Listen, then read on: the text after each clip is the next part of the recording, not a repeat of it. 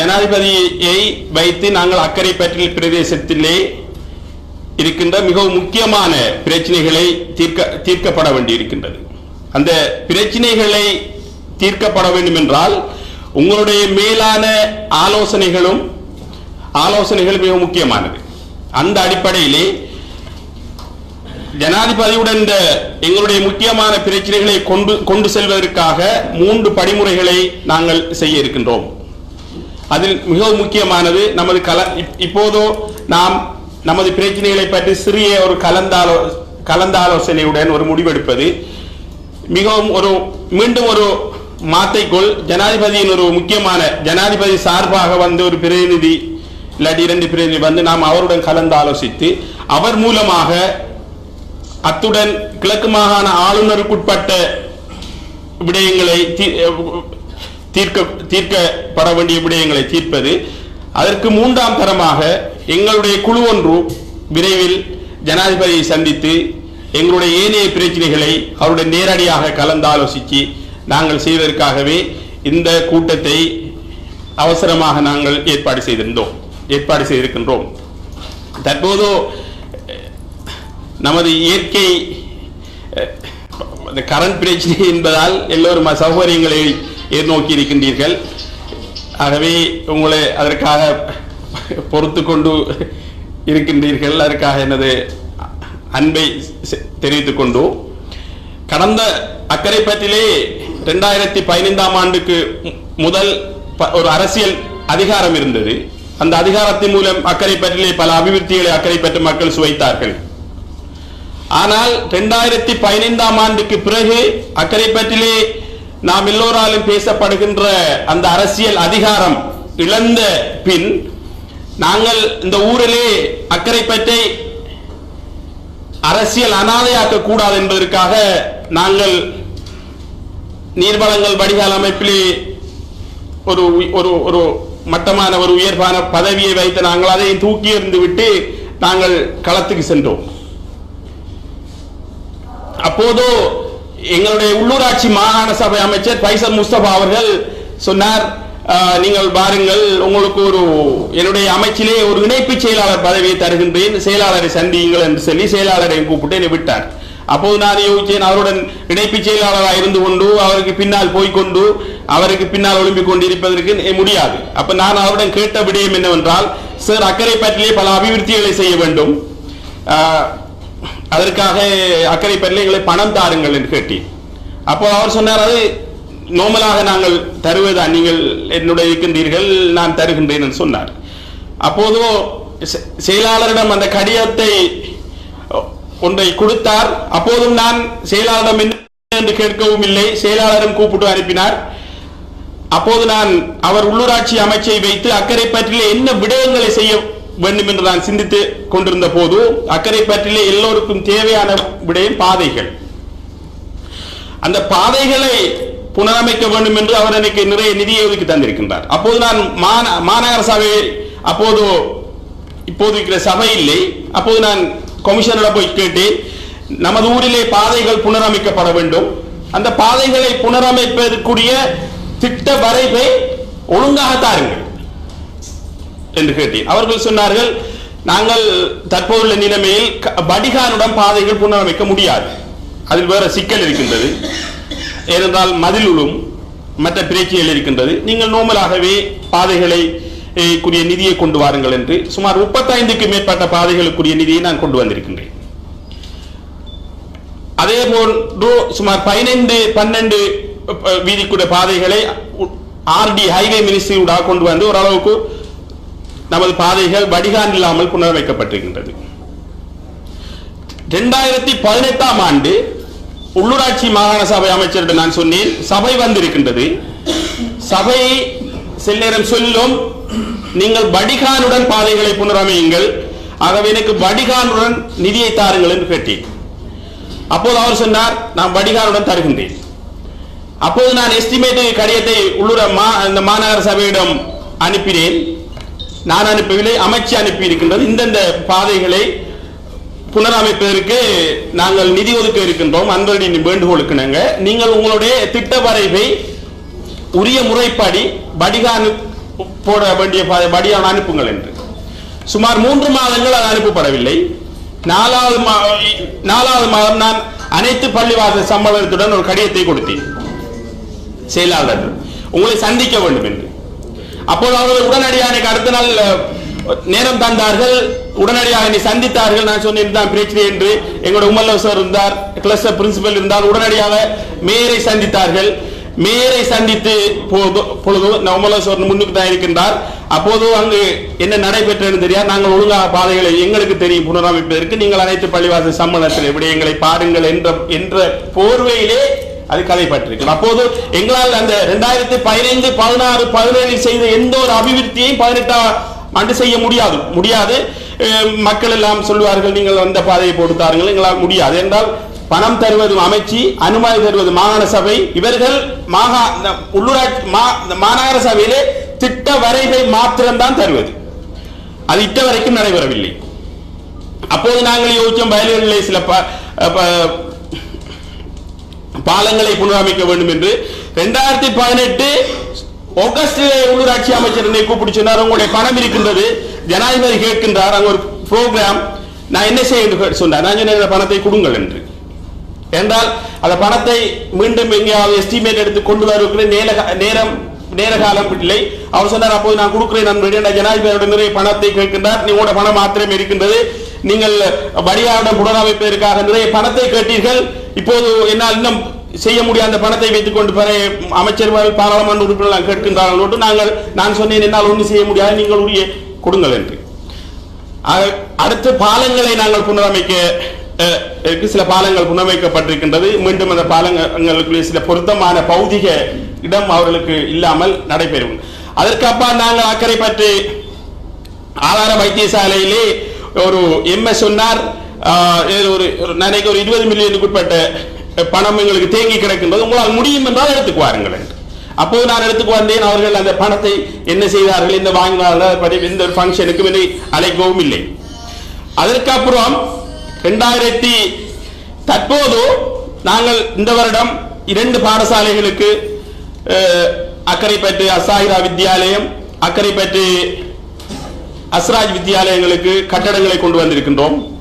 அது கௌரவ ஆளுநர் அவர்கள் அந்த பணத்தை ஒதுக்கி இருக்கின்றார்.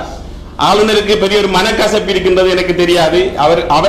அவர் மூலமே சொன்னது அனைத்து பள்ளிவாசல் சம்மேளனம் அவரை அழைத்ததாம். அவருக்கு அனைத்து பள்ளிவாசல் சம்மேளனம் அவரை அழைத்து அந்த மீண்டும் சொன்னார்களாம், ஏதோ ஒன்று சொன்னார்களாம். அப்படி ஒன்றுக்கு மிகாண்மையிலே அவர் அந்த கல் நாட்டுவதற்கு வருகின்றார். அதை நாங்கள் எல்லோரும் சேர்ந்து நாட்டுவோம். அப்போது ஆளுநருடன் நான் தொடர்பாக இருக்கும் போது எல்லோரும் பாடசாலைகளை தேசிய பாடசாலை ஆக்கி கொண்டிருக்கின்றார்கள். அப்போது பாடசாலைகளை தேசிய பாடசாலை ஆக்கும் போது அப்ப நான் சொன்னேன், எனக்கும் ஒரு பாடசாலையை தேசிய பாடசாலை ஆக்கி தருவோம் என்று சொன்னேன். நான் சரி என்றார். அப்போது அந்த பாடசாலையின் அதிபர் அஸ்ராஜ் ஸ்கூல் அதிபர் மிஸ்டர் ரிஃபைடின் அவர்களை நான் அழைத்து சொன்னேன், உங்களை பாடசாலை எல்லாம் தேசிய பாடசாலையாகவும் நாம் செய்யுங்கள், ஏனென்றால் மாகாண சபை அந்த பாடசாலையை ரிலீஸ் பண்ணிவிட்டால் எங்களால் இலகுவாக தேசிய பாடசாலை ஆக்க முடியும், அதை செய்யுங்கள் என்று சொன்னார். அப்போது நான் ஆளுநருடன் போய் அம்பாறையில் இருந்தவருடன் போய் நான் உடனடியாக என்னுடைய கடிதத்தை எழுதி கொண்டு கொடுத்து அப்ரூவ் பண்ணிவிட்டார். அப்போது அவர் சொன்னார், நீங்கள் ஃபோம் செட் ஒன்று இருக்கின்ற அந்த ஃபோம் செட்டை இணைத்து கொடுங்கள் என்று. அப்போது அதிபர் சொன்னார், நான் 2 நாளையால் ஃபோம் செட் தருகின்றேன் என்று. மறுநாள் சொன்னார் 3 நாளையால் தருகின்றேன் என்று. மறுநாள் சொன்னார் ஒரு சிங்கள கடிதம் ஒன்றுக்கு நிறைவேற்ற 10 நாளா அதிபருடன் பேசவில்லை. அப்போது கேள்விப்பட்ட ஏதோ ஒரு அரசியல் பின்புலம் போய் அக்கரைப்பற்று தேசிய பாடசாலையை ஆக்கி அந்த பெயரை அன்பர்டீன் எடுக்கப்பட நான் செய்வது பதவி பட்டம் முறையில் தருவது. நான் அந்த நோக்கத்துக்காக நான் செய்யவே இல்லை. ஆகவே அந்த தேசிய பாடசாலை ஆக்குகின்ற விடயம் இப்போதும் கிடப்பிலே கிடக்கின்றது. அது குறிப்பிட்ட பாடசாலையை மத்திய அரசாங்கம் தேசிய பாடசாலை ஆக்கி கொண்டிருக்கின்றது. அந்த குறிப்பிட்ட பாடசாலை லிமிட் தாண்டினால் ஒரு 10 வருடங்களுக்கு நான் இருக்கிற அரசாங்கம் தேசிய பாடசாலையை இது செய்யாது. ஆகவே மிக அண்மையில் என்னுடைய பயங்கரமான அழுத்தத்தைக்காக அதிபர் கொண்டு அரைகுறையாக நிரப்பிய ஃபோம் செட்டை கொண்டு சட்டி ஆபீஸ் கொடுத்திருந்தார். இது ஒரு விடயம் நடந்திருக்கின்றது. அப்போது ஜனாதிபதியுடன் ஒரு மீட்டிங் கொண்டு சுமார் ஒரு மாதத்துக்கு முன்னால் ஒரு கலந்துரையாடல் ஒன்றை நாங்கள் செய்தோம். அவர் எங்களை கூப்பிட்டு அவர் உங்களுடைய பிரச்சனையை சொல்லுங்க சொல்லுவார். அப்ப நான் சொன்னேன், எங்களுடைய உள்ள முக்கியமான பிரச்சனை நிறைய இருக்கின்றது.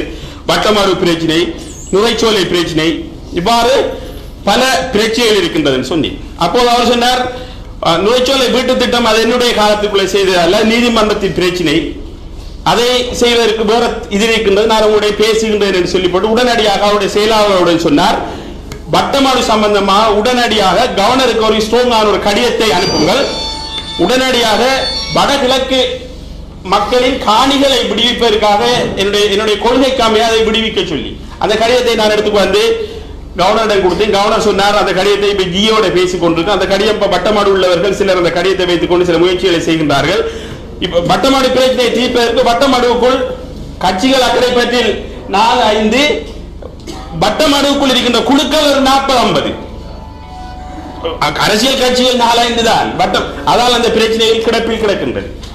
ஆகவே இவ்வாறு நமது ஊரிலே சில முயற்சிகளை செய்யும் போது நமது ஊர் ஒரு பாராளுமன்ற உறுப்பினராக இருந்து ஒரு அமைச்சராக இருந்து செய்கின்ற முயற்சிகளை நாங்கள் சாதாரணமாக அக்கரைப்பற்றி மக்களின் வாக்குகள் இல்லாமல் இந்த விடயங்களை செய்யும் போது பின்னால் இருந்து பல தடைகளை எதிர்நோக்க வேண்டிய நிர்பந்தத்துக்கு உள்ளாக்கப்பட்டிருக்கின்றோம். இதை நாங்கள் ஜனாதிபதியோட பேச முடியாது. அவர் சொல்லுவார், அப்ப உங்களுடைய வேலையை பாருங்கள் சொல்லுவார், அழகாக சொல்லுவார். ஆகவே இப்போது அவருடைய காலத்துக்குள் அக்கரைப்பற்றில் இருக்கின்ற மிகவும் முக்கியமான பிரச்சனைகளை நாங்கள் தீர்க்கக்கூடிய ஒரு சந்தர்ப்பம் இருக்கின்றது. நாங்கள் அவரோட கேட்டோம், எங்களுக்கு ஒரு பதவியும் தர தேவையில்லை, நீங்கள் எங்களுக்கு அந்த பதவி இந்த பதவியோட தர தேவையில்லை, நீங்கள் எங்களுடைய பிரச்சனைகளை தீர்த்து தாருங்கள் என்று நாங்கள் அவரிடம் வேண்டி இருக்கின்றோம்.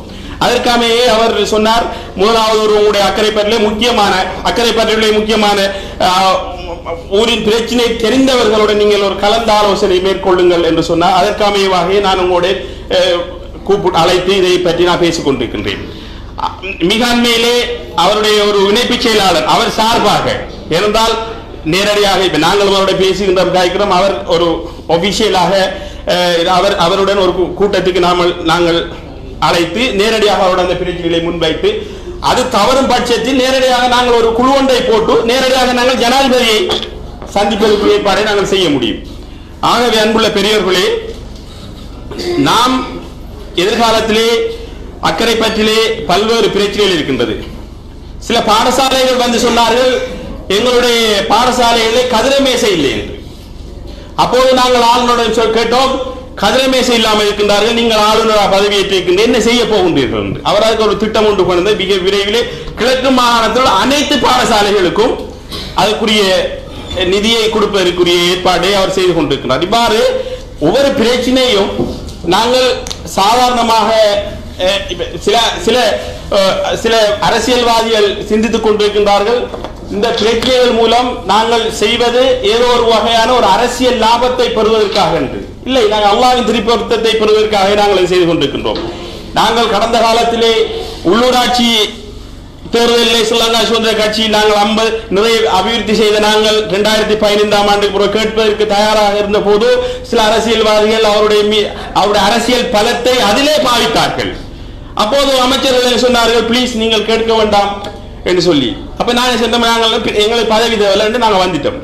எங்களுக்கு தெரியும் அந்த உள்ளூராட்சி அக்கரைப்பட்டு மாநகர சபை பிரதேச சபையோ அது வேற தலைப்புடன் சென்றிருந்தால் நிச்சயமாக அது அந்த ஊரின் அபிவிருத்திக்கு தடையாக இருக்கும், அவர்களாலும் அந்த அபிவிருத்தியை செய்ய முடியாது என்ற விடயம் எங்களுக்கு தெரியும்.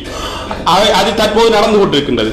ஆகவே அன்புள்ள சகோதரர்களே, பெரியோர்களே, தற்போது எதிர்காலத்திலே நாங்கள் இப்போது இருக்கிற அக்கரைப்பட்டுள்ள முக்கியமான பிரச்சனைகளை பற்றி நான் நீண்ட நேரம் பேசவில்லை. முக்கியமான பிரச்சனையை பற்றி ஒரு சிறு கலந்துரையாடலை நாங்கள் மேற்கொண்டு அந்த கலந்துரையாடலை உரிய தரப்பினரிடம் கொண்டு செல்வோம். எதிர்காலத்திலே ஜனாதிபதியுடன் அந்த பிரச்சனையை கலந்து ஆலோசித்து அதற்குரிய ஒரு உச்சகட்ட பிரச்சனை என்றால் சாதாரணமாக ஆளுநருடன் எங்களால் அல்லது ஆளுநருடன் அல்லது ஜனாதிபதி செயலாளர்களுடன் தீர்க்கப்பட முடியாத பிரச்சனைகளை நாங்கள் எல்லோரும் இணைந்து ஜனாதிபதியுடன் கொண்டு சென்று அதை நாங்கள் தீர்ப்பதற்காகவே இந்த கூட்டம். ஆகவே இந்த கூட்டத்தை என்னுடைய குறுகிய அழைப்பை ஏற்று உங்களுடைய நேர காலத்தை செலவழித்து இங்கே வந்து மிகவும் ஒரு வெக்கையான ஒரு காலநிலையிலே வந்து கஷ்டப்பட்டு கொண்டு இருக்கின்ற எனது பெரியோர்களுக்கு, கல்வி கற்று தந்த ஆசிரியர்களுக்கு நான் மதிக்கின்ற எல்லா சகோதரர்களுக்கும் எனது அன்பான நன்றியை தெரிவித்துக் கொண்டு நாங்கள் அவசரமாக எதை பற்றி என்ன பேச்சினை நாங்கள் தீர்ப்பது அதை பற்றி ஒரு சிறு கலந்துரையாடல் ஒன்றை நாங்கள் மேற்கொண்டு விட்டு எங்களுடைய இந்த கூட்டத்தின் நோக்கத்தை நாங்கள் நிறைவு செய்வோம் என்று கூறி விடைபெற்றுக் கொள்கின்றேன்.